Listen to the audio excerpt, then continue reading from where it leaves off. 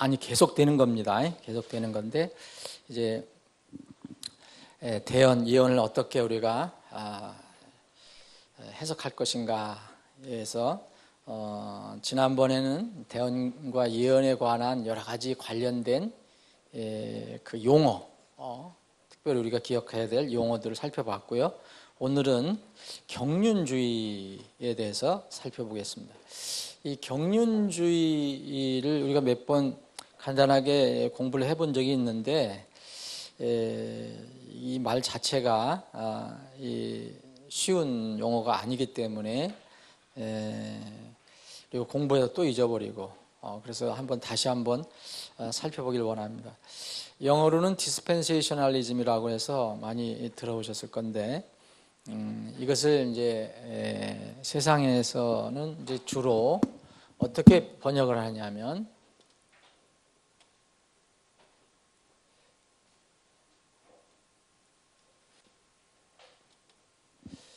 세대주의로 번역합니다. 세대. 지금 그래서 흔히 쓰이는 것이 세대주의 이렇게 얘기해요. 어떤 그 제너레이션, 어떤 한 세대 한 세대 이를 나누어서 세대주의라고 하는데 저는 개인적인 생각이지만 이것도 성경적이라고 저는 생각하는데 그 세대라고 번역할 수도 있지만 그 성경에서 얘기하는 경륜은 어떤 한 세대에만 국한되는 것이 아니고 전반적인 하나님의 어떤 계획과 또 경영, 다루심, 섭리, 역사하심 이런 거에 관한 넓은 의미로 사용되는 것이 분명하기 때문에 저는 조금 어려운 단어이긴 하지만 경륜주의라고 합니다. 저는 세대주의라고 부르지는 않거든요. 근데 뭐 어떤 분들이 주로 이제 그 복음주의 진영에서는 세대주의라고 이야기하기 때문에 그렇게 부르는 것도 저는 뭐 받아들이지만 성경적인 의미로는 경륜주의가 맞다. 그럼 경륜이라는 게 도대체 뭐냐? 세상에서 흔히 얘기할 때 경륜하면 어떤 경험과 관록이 아주 이렇게 많은 사람들, 이렇게 경륜 있는 사람들이다 그렇게 얘기를 합니다. 보다도 성경에서 얘기하는 그 경륜은 영어는 dispensation이라고 하는데 이것을 우리가 이제 이번에 그 내용을 좀 더 자세히 좀 우리가 공부해 보는 겁니다. 이것은 이제 그리스 말에서 신약이 쓰여져 있는 그리스 말에서 왔는데 구약에서는 이런 말이 기록이 되어 있지 않습니다. 이제 신약에 와서 경륜이라는 그 말이 이제 계시가 되기 시작했어요. 근데 이 경륜이라는 것은 흔히 얘기하면 이 그리스 말은 오이코노미아라고 하는데 흔히 얘기하면은 이 세상에서 얘기하는 지금 경제예요. 경제. 그럼 경영하고 경제가 뭐냐? 경영이 뭐냐? 어떤 사장이 어떤 한 사업체를 운영한다. 그럼 그걸 경영이라고 하는데 뭔가를 이렇게 그 자기의 뜻에 따라서 회사를 끌고 가는 그런 어떤 방침이 있을 겁니다. 그래서 이 그리스 오이코노미아라고 하는 것은 그 한 가정이나 혹은 자기가 가지고 있는 소유지를 어떤 재산을 어떻게 경영할 것인가 이런 차원에서 이제 오이코노미라고 그래요. 그래서 이걸 경륜이라고 성경에서는 경륜이라고 하는데 그러면 이거 이제 세상적인 건 그렇지만 신앙에 관련된 것은 뭐냐? 신앙에 관련된 것은 이 다른 말로 뭘로 번역이 됐냐면 청지기직으로 번역한 게 디스펜세이션입니다. 청지기직. 자, 우리 사람에게는 청지기직이에요. 그런데 하나님께서 이 청지기직을 우리에게 주셨거든요. 그럼 우리가 청지기직을 받아서 그 청지기직이라는 것은 자기가 소유가 아니고 자기가 이 법적인 소유주가 아니지만 그 맡은 위임받은 일을 그 주인이 명령한 그 어떤 그 방법이나 어떤 가이드라인에 의해서 이렇게 다루어가고 끌어가는 것을 얘기합니다. 그게 청지기직이거든요. 그래서 그 디스펜세이션이라는 말, 경륜으로 번역한 것을 다른 데는 또 청지기직으로도 번역했어요. 영어로 스튜어드십이라고. 이 같은 그리스 말입니다. 그래서 누가복음 16장이 그 앞에 부분에 나와 있는 그 청지기직에 관한 게 바로 그겁니다. 그래서 이제 이 일반 우리가 사전을 찾아보면 이 디스펜세이션이라는 거 경륜이라는 게 뭐냐? 이 사전적인 의미는 분배하는 거예요. 나누어주고. 그러면은 왜 이런 말이 나왔느냐 하면은 어떤 그 청지기직을 맡은 사람이 주로 하는 것은 이 주인이 자기에게 맡겨주신 것을 그 자기가 혼자 뭐 쓰고 저기 하는 게 아니라 그것을 이게 잘 이렇게 이 주인에 속한 사람들에게 나눠주고 이렇게 베풀어주는 그런 일 때문에 이제 청지기지라고 그렇게 했어요. 우리 누가복음 16장에 유명한 그 청지기, 그 불의의 청지기에 관한 이야기 여러분 아시잖아요. 그 주인이 맡겨줬는데 나중에 청지기직을 계산하겠다.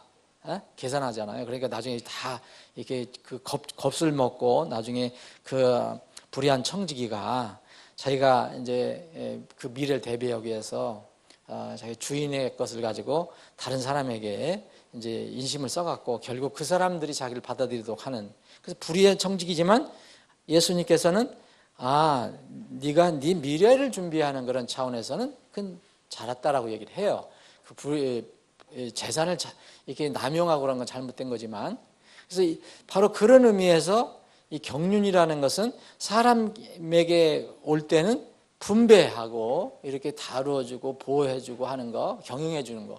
그러니까 하나님 편에서 얘기할 때는 하나님 편에서 얘기할 때는 하나님이 정해놓은 경륜이 있다는 거예요. 그럼 그 경륜을 어떻게 해야 되느냐? 하나님의 경륜은 하나님이 정해놓으신 어떤 시대, 세대, 이런 거에 관한 그 경륜하시는 법이, 다루시는 방법이 이게 달라진다는 거예요. 그게 무슨 얘기냐면 처음부터 달라진 게 아니라 처음에 이런 경륜을 세우셨는데 이거 사람들이 이거 실패를 합니다. 이걸 못 이겨요. 그것을 받아들이지 못해요. 율법도 경륜이거든요. 줬는데 이제 율법을 깨닫게 하시는 거지만 다 실패를 합니다. 그럼 또 다른 경륜 또 주셔요. 새로운 경륜. 그래서 이런 것들을 이제 신약이나 구약을 쭉 해석할 때 보면 이러한 경륜의 뜻에 따라서 이것을 해석을 해야지 이해하기가 좋다 하는 일종의 성경 해석 방법이에요. 경륜주의라는 건. 이제 경륜주의라면 많이 못 들어보셨지만 세대주의라고 하는 것은 바로 그거예요. 세대주의. 다시 말씀드리면 세대주의라는 말을 제가 왜 안 쓰느냐? 세대주의라는 것은 흔히 이렇게 쓰고 있지만 어떤 일정한 국한된 세대에만 관련된 그런 의미로 성경에 쓰여진 게 아니고 하나님께서 전반적인 어떤 경영, 다루심, 섭리, 역사심 이런 거에 관한 넓은 의미로 쓰여졌기 때문에 성경에는 또 세대주의라는 말이 없어요. 경륜이라는 말은 있어도 세대하면은 한 사람 어떤 다음 세대 이것만 얘기하지 그런 경륜의 온전한 뜻을 다 포함하지 못합니다. 그래서 성경에는 이 경륜이란 디스펜세이션이라는 말이 딱 4번 나오는데 그리스 말에 여기 정리를 해드렸습니다. 에베소 2장 나오고 고린도전서 1번 나오고 골로새서 1번 나옵니다. 그래서 한번 제가 읽어보면 고린도전서 9장 17절에 보면 내가 자원하여 일을 행하면 보상을 받으려니와 자원하여 하지 아니한다 할지라도 복음의 분배사역, 여기에 영어로는 디스펜세이션이에요. 이거를 복음의 경륜이라고도 할 수 있어요. 내가 맡았노라 그랬어요. 이 바울 사도가 이런 하나님께 주신 이 경륜을 맡았다 이거예요. 그때 이제 이때의 복음의 경륜은 뭐냐면 전에는 이스라엘 백성들이 율법을 줬어요. 근데 바울 사도도 거듭나기 전에는 자기가 율법으로 하나님께 나가려고 했었거든요. 그런데 예수님을 만났어요. 예수님을 만나서 구원을 받죠. 그러니까 예수님께서 복음을 알려주셨을 때, 그래서 너는 이제 이방인들에게 복음을 전하기 위해서 내가 택했다. 그럴 때 이제 그렇게 얘기하는 거죠. 나는 복음의 분배 사역을 맡았다. 복음의 경륜을 내가 맡았다. 이렇게 얘기합니다. 하나님께서 정하신 그 경륜을 내가 맡았다. 그럼 이제 맡았다라는 것은 또 다른 말로 하면 이렇게 분배해 주려고, 나눠 주려고 하는 거. 하나님께서는 그런 경륜이지만 우리가 이걸 맡았다 하면은 나눠 준다는 의미가 있어요. 그래서 그런 뜻으로 복음의 분배 사역을 맡았노라 이렇게 번역을 했어요. 고린도전서 9장 18절은 똑같은 디스펜세이션이에요. 그리고 이제 흔히 이제 우리가 얘기하고 있는 앞으로 이제 계속해서 경륜을 공부할 때 조금 복잡하지만 그 경륜을 공부할 때는 이 에베소 1장 10절 정리해드린 이거를 가지고 우리가 이제 공부를 하는 겁니다. 자, 이것은 충만한 때들의 경륜 중에 경륜 안에서 dispensation of the times라고 했어요. 그 많은 때들, times의 경륜, 이 경륜 안에서 친히 모든 것, 곧 하늘에 있는 것들과 땅에 있는 것들을 그리스도 안에서, 즉 그분 안에서 다 함께 하나로 모으려 하십니다. 그래서 여기서 때와 경륜이 나온 거예요. 그래서 이제 이게 때와 하나님의 섭리, 하나님 역사하심, 이걸 연결하다 보니까 세대라는 말, 혹은 시대라는 말을 쓴 거예요. 세대, 이렇게 나눠진다, 이렇게 얘기를 한 거죠. 자, 그게 크게 얘기하면 구약 시대가 있고 신약 시대가 있고, 또 하나님께서는 이스라엘 민족에 관한 경륜이 있고, 또 이방인 민족에 대한 경륜이 있고, 또 교회에 대한 경륜이 있다. 교회에 대한 경륜은 율법과 관련이 없어요. 이스라엘 민족은 율법과 함께 나중에 복음을, 은혜를 주시거든요. 경륜이 이렇게 다르다. 그래서 모든 때, 타임, 충만한 때들의 경륜 안에서, 그럼 충만한 때들의 경륜, 그럼 하나님께서 쭉 역사를 이끌어 가실 때 이 긴 역사 안에서 여러 가지 때의 경륜들이 있다. 하나님이 섭리하시는 방법이 있다. 그런 얘기입니다. 자, 3장 2절, 에베소 3장 2절에 보면 너희를 위해 내게 주신 하나님의 그 은혜의 경륜을 너희가 들었느니라. 그러면 바울 사도가 얘기한 것은 에베소 교회 얘기하면 은혜의 경륜 얘기예요. 자, 이건 구약의 경륜이 아니거든요. 그래서 그 경륜이라고 얘기했습니다. 또 골로새서 1장 25절에 보면 내가 교회의 사역자가 된 것은 너희를 위해 내게 주신 하나님의 경륜에 따라 하나님의 말씀을 성취하고자 함이니. 하나님의 경륜을 자기가 받았다. 그것은 그 복음의 경륜을 얘기하죠. 구약의 그 경륜을 얘기하는 게 아니고. 자, 그래서 이 경륜주의 다시 말씀드리면 어려워요. 단어 자체가 어려워요. 그렇지만 성경에서 우리에게 가르쳐 준 거기 때문에 이것도 잘 살펴볼 필요가 없어요. 그럼 한마디로 얘기해서 경륜이라면은 구약하고 신약이 있는데 우리가 여러분들 성경을 공부하잖아요. 대언과 예언을 지금 공부하고 있어요. 어떻게 읽을 것인가, 어떻게 바라볼 것인가. 이걸 잘못 바라보면은 나중에 길이 아주 넓어질 수가 있어요.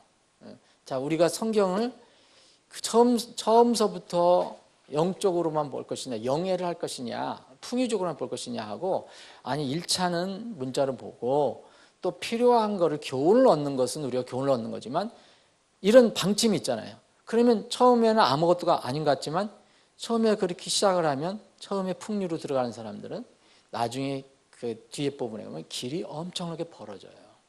그래서 요한계시록에 가면 그래서 다 이게 영적으로 보는 거예요. 새하늘과 새 땅도 안 믿고 예루살렘도 안 믿고 지상 천년왕국도 안 믿고 전부 이런 것들, 예수님의 재림이나 예수님의 초림이나 이런 것들 다 영적으로 해석하려고 하는 거예요. 그래서 중요합니다. 그래서 경륜주의도 구약과 신약 사이, 구약하고 신약 사이에 신학 차이가 있어요. 가르침의 하나님의 그 경륜 차이가 있는데, 그래서 어떻게 이해해야 될 것이냐. 구약에서 보면 막 행위로 구원받는 것 같은 말씀도 들어있거든요. 이런 것들을 어떻게 이해해야 될 것이냐. 이러한 것들은 성경의 역사, 이 창세기부터 요한계시록까지 있는 성경의 역사 속에서 하나님이 어떻게 그때 사람들이 실패하고 또 하나님께서 뭘 요구하시고 약속을 하실 때 또 사람들이 실패하고 할 때 그때마다 어떠한 경륜을 주셨는가, 어떤 경륜을 세우시고 하시는가, 이것을 이해하고 성경을 이제 해석을 하면 도움이 된다는 거죠. 그래서 일종의 이것은 성경의 해석 방법인데, 한번 그 뒤에 있는 그 경륜주의를 한번 정리를 해보면 이렇습니다. 하나님께서 일정한 기간이나 시대를 구분해서 그 시대에 합당한 다루심, 하나님의 섭리, 이런 원리를 부여하셨다는 거예요. 그래서 하나님께서 그 시대마다 우리가 정확히 나눌 수는 없지만 그때 하나님께서 계시하는 방법, 그리고 진리, 하나님께 제시하는 진리를 제시하는 방법이 조금씩 이게 다르고 변천이 되어 왔다는 것. 그럼 사람 입장에서는 항상 순응을 하고 그래서 순종해야 되는데 그걸 항상 실패를 했어요.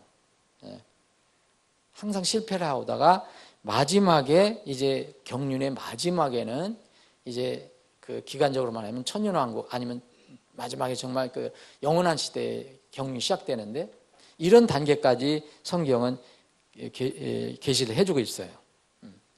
결국 이 경륜이라는 거 보면 하나님이 사람에게 요구하신 거, 정해놓으신 거를 사람들이 실패해서 또 다른 경륜을 허락해 주시고 또 실패하면 또 허락해 주시고 그래서 마지막에 천년왕국까지 그래서 지나서 이 영원한 세계까지의 경륜이 있습니다. 그래서 천년왕국 때의 경륜 그리고 새하늘과 새 땅 그 마지막 때 영원 시대의 경륜은 달라요. 또 교회 시대와 천년왕국 때의 경륜이 좀 다르거든요. 하나님 변하지 않으시지만 우리 사람들을 대하시고 이렇게 주시는 그런 어떤 규율이나 이런 것들이 다르다는 거예요. 이것을 한번 공부해 보는 겁니다. 경륜을. 그래서 이 경륜이라는 말을 경륜주의라는 말, 세대주의라는 말을 어떻게 썼느냐? 이제 흔히 얘기하기는 이제 많은 사람들이 형제 교회를 시작한 그 존 다비가 이제 이 경륜주의를 싫어하는 사람들이 있어요. 경륜주의 이제 언약주의를 이제 장로교 같은 데는 언약주의를 철저히 믿거든요. 언약주의, 경륜주의하고 언약주의하고 이제 그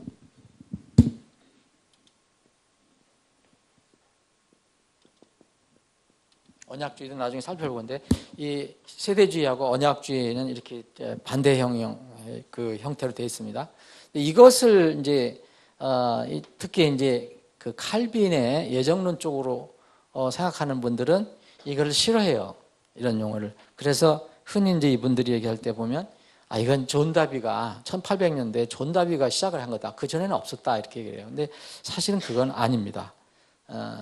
그 이전서부터 지금 현대에 이렇게 잘 정리된 그런 어떤 그 세대주의, 경륜주의 같은 그런 조직적인 것은 우리가 찾아볼 수 없지만 분명히 그런 때들과 어떤 시대들과 이런 말이 성경에서 계속 나오고 이거 성경에서 보면 때들, 아까 충만한 때들, 경륜의 때들이라고 했잖아요. 그 날들이라든지 시대들이라는 이런 말은 계속 성경에서 나오고 있어요. 시대들이라는 자체가 뭐예요? 한 시대가 있고 또 시대가 있고 또 시대가 있다는 얘기예요. 역사는 계속 하나밖에 없지만 이어지지만 하나님께 보실 때 어떤 시대가 있다는 거예요. 우리가 역사를 공부할 때 무슨 청동기 시대, 철기 시대 무슨 뭐 이런 게 쭉 나오잖아요. 그런 것처럼 성경에도 ages라는 말에서 복수를 쓰고 있어요. times 복수를 쓰고 있어요. 이런 게 있었어요. 성경은 경륜을 말하고 있어요. 그리고 실제로는 이제 이런 그 경륜주의라는 말을 용어는 그렇게 쓰지 않았더라도 이 초세기에서부터 역사적인 자료를 보면 초세기의 그 교회의 교부들 아니면 그 예수님이 승천하시고 다음에 그 사도들이 다 죽고 나서 그 사도들을 이어간 이 100년 전 안팎의 그런 지도자들이 있어요. 역사적으로 남아 있거든 다 기록이. 저스틴 마터 같은 사람들은 바로 이게 100년도에 AD 100년에 태어났다고 하는 사람인데 이 사람이 165년에 이제 AD 165년 죽었는데 저스틴 마터라고 이 사람도 그 교회 지도자였습니다. 이 사람도 4개의 경륜을 믿었어요. 가르쳤어요. 그럼 경륜이 뭐냐? 아담에서부터 아브라함까지가 한 시대다. 그리고 아브라함에서 모세까지가 한 시대다. 그리고 모세에서 그리스도까지 한 세다. 그리스도에서 영원한 그 시점까지가 한 시대다. 이렇게 해서 4개로 나눴어요. 이것도 일종의 세대예요. 이것도 경륜이에요. 그러면 아담에게 하나님께서 말씀하신 거, 아담에서부터 아브라함까지 하신 거, 그리고 이 모세에서 그리스도까지 이런 경륜이 좀 다르거든요. 하나님께서 사람들에게 요구하시고 말씀하신 게. 그리고 이레니우스라는 사람도 4단계의 그 경륜을 가르쳤어요. 믿고 가르쳤습니다. 이 이 이레니우스라는 사람은 사람 중심, 이제 저스틴 마틴은 사람 중심으로 했고, 여기는 그 성경에 두드러지게 나타난 역사를 중심으로 했어요. 창조에서 홍수까지가 한 시대다. 창조에서 홍수까지. 그리고 홍수에서 율법을 받을 때까지, 이스라엘이 율법을 받을 때까지가 한 시대다. 그래서 율법이 끝나고 복음까지가 한 시대다. 그리고 복음에서 영원 시대까지가 한 시대다. 지금 우리가 만약 이렇게 얘기하면 지금 네 번째 세대에 들어가 있는 거죠. 그래서 이런 그 지도자들, 초세기 지도자들도 다 이 경륜을 믿고 있었어요. 용어를 그때 썼는지 안 썼는지 모르지만 성경의 디스펜세이션이라는 말은 처음부터 있었기 때문에 그런 용어를 썼고 그렇게 가르쳤습니다. 그래서 어떤 사람이 얘기하는 것처럼 이거 뭐 존 다비가 이게 말하기 전에는 없었다. 이거는 그 동의하기가 어려운 겁니다. 이게 역사 자료 보면, 교회에서 자료 보면 다 이렇게 믿는 사람들이 있었어요. 그럼 이 경륜과 이 경륜을 뒷받침할 수 있는 관련된 성경적 용어를 좀 정리를 해봤어요. 그럼 경륜이란 뭐냐? 이 시대와 관련된 건데, 그 사람으로 말할 것 같으면 세대고, 그냥 일반적 역사의 시점으로 얘기한다면 시대가 되죠. 이런 용어가 저 정리한 거 좀 여러분 보세요. 그렇게 많아요, 성경에. 예? 자, 시간 혹은 때, 우리가 마지막 때다, 그 회복되는 때다, 이스라엘 왕국이 회복되는 때다, 이런 것들도 다 어떤 때가 있다. 이제는 지금은 아닌데 그 때가 있다는 얘기 있거든요. 그때거든요. 그래서 여기 이스라엘 왕국이 회복되는 그때나 그 시기, 이것도 하나의 어떤 경륜이라고 볼 수 있어요. 이방인들의 때, 이건 확실한 거죠. 여기 누가복음 21장 24절에 보면 그 이방인들의 때가 나와요. 그럼 지금은 무슨 때냐면은, 지금 시대로 얘기한다면 이스라엘 민족하고 이방인들하고 대비할 때, 두 민족과 대비할 때 보면 지금은요, 이 이스라엘이 회복되는 때가 아니에요. 지금은 어디냐? 이방인들의 때예요. 누가복음 21장 제가 읽어드려 볼게요. 자, 24절, 예수님께서 마지막 때에서 말씀하신 거예요. 또 그들이 칼날에 쓰러지고 모든 민족들에게 포로로 잡혀가며 예루살렘은 이방인들의 때가 차기까지 이방인들에게 짓밟히리라. 자, 예루살렘을 중심으로 얘기하고 있어요, 지금. 이 마지막 때는 예루살렘 중심으로 이루어질 거니까. 그런데 예루살렘이 지금 그 이방인들에게 짓밟혀 있는 거 아시죠, 여러분? 예루살렘의 일부는 다 회복 못하고 다 그 아랍이 점령하고 있어요. 제일 중요한데 아랍이 점령하고 있거든요. 그래서 성경에서 이것을 짓밟힌다고 그랬어요. 원래 예루살렘은 온전히 다윗이 이렇게 세운 도시잖아요. 그런데 지금 어떤 역사의 그 결과 때문에 결국 지금은 이방인들이 지금 붙잡고 있단 말입니다. 그래서 지금은 어디냐? 아직까지 이방인들의 때예요. 이스라엘과 이방인들과 할 때면. 그런데 이 이방인들의 때가 지날 때가 있단 말이에요. 근데 이방인들 때가 뭐냐면 찬다고 그랬어요. 하나님께 정하신 기간이 있다는 거예요. 우리는 몰라요, 정확히. 근데 이방인들의 때가 있다. 그 때가 찰 때까지. 그럼 하나님께서 보실 때 그 때가 있는 거예요. 그래서 이걸 어떻게 사람들 입장에서 보면 대략 이런 시대로 나눈다는 거예요. 로마서 11장을 보면 이 이방인들의 그 관련돼 갖고 더 이제 구체적으로 그럼 그게 뭐냐? 그러면 왜 짓밟히고 있느냐? 지금 하나님께서 이스라엘에 대한 회개의 샘물을 아직 안 주고 계시거든요. 그때가 언제인지 모르지만 이제 가깝다고 봐요. 지금 무척 가깝다고 보는데 로마 11장 25절에 보면 여기 로마서 11장은 그 야생 올리브나무하고 좋은 올리브나무, 원래 올리브나무하고 야생 올리브나무 두 개를 비교해 있는 거예요. 좋은 올리브나무는 그 이스라엘을 얘기해요. 그리고 야생 올리브나무는 우리 이방 민족을 얘기하잖아요. 그래서 우리가 그 좋은 올리브나무에 접붙여졌다고 얘기하는 거예요. 접붙여졌다. 그래서 교만하지 마라. 아니 원가지도 하나님께서 자르실 수 있는데 너희들 이방인들이 교만하면 안 된다는 얘기예요. 이게 로마서 11장은. 그래서 여기 그 11장 25절에 보면 형제들아 너희가 스스로 지혜 있는 것으로 여기지 않게 하기 위해서. 이건 뭡니까? 형제들하고 받는 사람은 누구예요? 로마 교회예요. 로마 교회. 로마 교회는 원래 성분이 어떤 게요? 유대인들도 있었겠지만 이 성분이 유대 교회예요. 로마 교회. 이방인 교회예요. 이방인 교회예요. 이방인들로 주로 구성되어 있는 교회예요. 예루살렘 교회는 처음에 주로 뭡니까? 유대인들로 구성되어 있던 교회고요. 이 로마는 멀리 이 이탈리아까지 가서 복음이 전해져서 거기에는 이방인들이 모여 있는 교회예요. 그런데 이 바울 사도가 유대인과 이스라엘 사람과 이방인들과의 관계를 신비로운 것을, 이 신비로운 것을 계시를 받아서 얘기한 거예요. 그러니까 로마인들에게 교만하지 마라. 너희들이 원래 뿌리가 아니다. 뿌리는 유대인이다라고 얘기하는 거죠. 원가지는 바로 올리브 나무는 유대인이다. 너희들은 거기다가 접붙인 거다. 그런데 언제까지 그렇게 될 거냐? 그럼 이스라엘을 하나님께 버리셨냐? 안 버리셨다는 거거든요. 지금 경륜 가운데 있는 거예요. 하나님의 어떤 이렇게 시대의 경륜 가운데 있어요. 그럼 어떻게 될 거냐? 형제들아, 너희가 스스로 지혜 있는 것으로 여기지 않게 하기 위해요.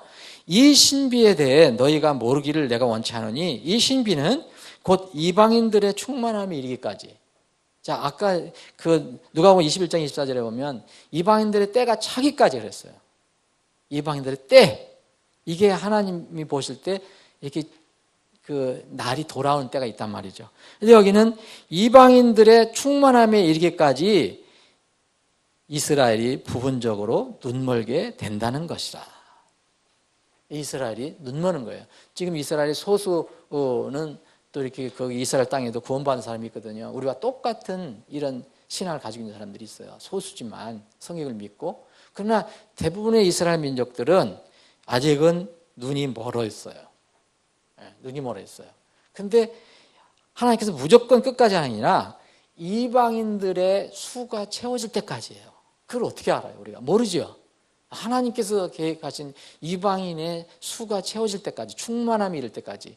그게 끝나면 이제 역사적으로 얘기한다면, 종말적으로 얘기하면 모든 적그리스도가 나타나서 모든 반역하는 민족들을 이렇게 연합을 해서 이스라엘을 공격하잖아요.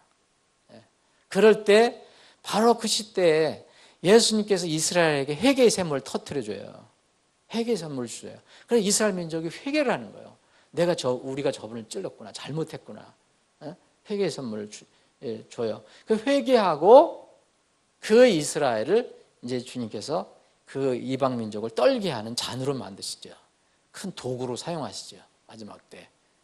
그래서 이방 민족, 공격하는 이방 민족을 다 멸하시고 이스라엘을 이제 세우셔요. 그래서 이스라엘 민족의 3분의 1 정도가 남아 살아있는 사람들이 천년왕국을 들어가는 겁니다. 이 사람들이 중심으로 해서. 이 사람들은 우리와 같은 영화로운 몸으로 바뀌질 않아요. 그냥 이제 완전히 좋은 환경으로만 들어가는 거예요. 그때 살아있는 사람들이. 천년왕국에 가면 100살에 죽은 사람들이 저주받는다 그랬잖아요. 그런 상태로 가요. 그런 상태로. 그게 바로 천년왕국입니다.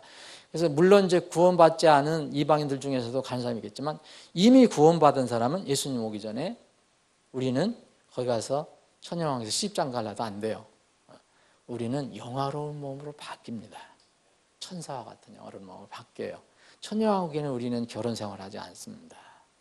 이스라엘 민족, 육체적으로 구원받은 사람, 예수님이 오실 때 육체적으로 구원받은 사람들이 천년왕국을 들어가죠. 그래서 그 아름다운 왕국이 1000년 동안 시작되다가 마지막에 사탄이 잠깐 풀어질 때 이제 최종 마지막 아마겟돈 전쟁이 일어나고 영원한 세계로 들어가는 겁니다. 그래서 이러한 것들이 바로 경륜이에요. 하나님께서 보실 때. 근데 사람 편에서 보면 이렇게 보니까 이러이러한 시대가 있는 것 같다. 그래서 그 시대를 살펴보고 하나님이 경륜이 이렇구나. 왜 이스라엘 사람들에게는 이렇게 율법을 주시고 왜 지키라고 하셨는가? 또 아브라함에게는 왜 이렇게 얘기를 하셨는가? 이런 것들을 이해하면서 성경을 이해하면은 무리가 안 된다는 거죠. 그래서 이 경륜을 그래서 공부하는 겁니다. 여기에 뭐 여러 가지 나와 있잖아요. 뭐 지나간 때가 있고 미리 작정하신 때, 사도행전 17장 26절에 미리 작정하신 때가 있어요. 한 그 날이 있어요. 또 뭐 그분 자신의 때, 위험한 때, 지나간 때. 우리 지금 살고 있는 게 위험한 때 시대예요. 지나간 때, 마지막 때, 여러 가지 다가오는 시대들, 모든 시대, 그리고 날이라는 것도 사실 day라는 것도 이 경륜과 관련이 있어요. 성경에 보면 보라 지금이 구원받을 때다, 구원받은 날이다 라고 그러잖아요. 이거 구원받는 날이 끝나면 우리 이방인들에게는 다음 경륜이 시작되거든요. 그 경륜이 뭡니까? 환란 시대가 돌아와요. 환란 시대는 만약 성경과 그 성경의 말씀에 의하면 지금 계속 복음을 주는데도 계속 받지 않고 있는 사람들은 환란에 가서 구원받지, 이렇게 하는 사람은 거의 위험한 단계에 가 있다는 거예요. 왜냐하면 그때는 예수님께서 이 사람들을 심판하시기 위해서 미혹을 보낸다고 그랬어요. 예수님께서 친히 보내신다고 그랬어요. 물론 지금도 주님 오실 때까지 한 번도 뭐 복음을 못 들은 사람들이 있다면 그때 기회가 있을지 모르지만 그건 무서운 얘기네요. 경륜이 달라져요.